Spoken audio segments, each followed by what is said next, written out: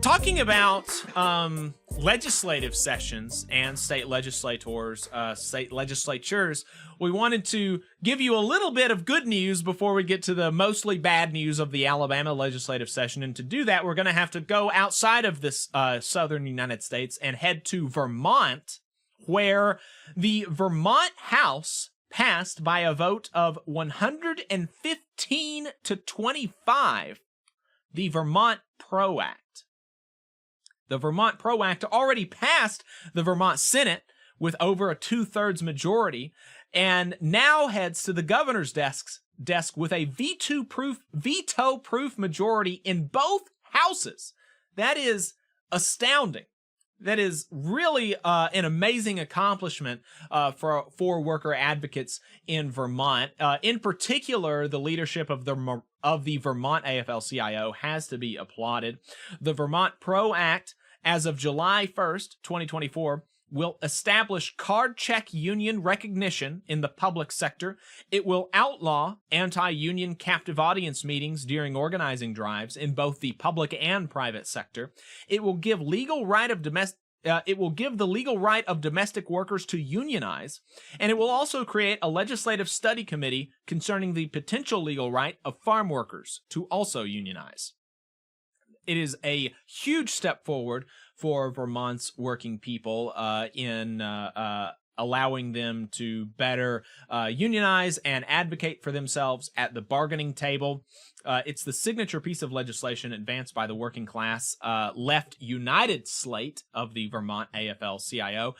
United has been in power within the Vermont AFL-CIO since 2019, winning 4 consecutive elections.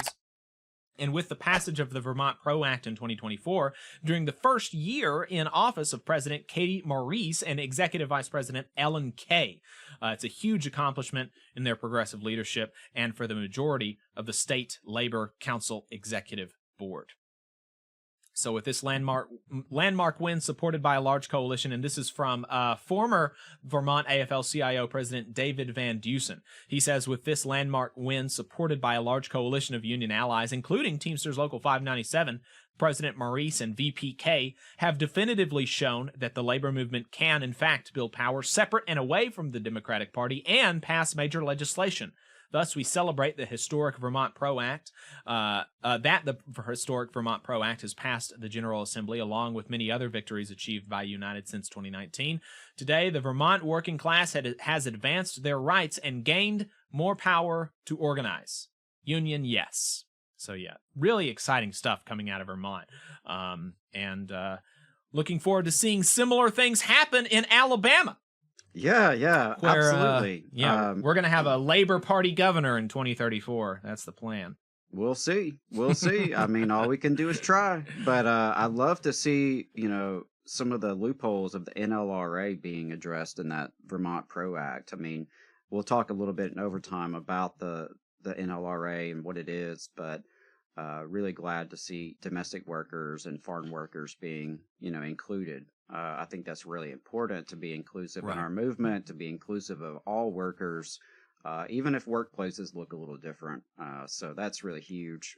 Congrats to all the activists and organizers up in Vermont for this hard work. I know still got to get the governor's signature, but, with a veto-proof majority, you're in a pretty good spot. Yeah. I like it. Absolutely.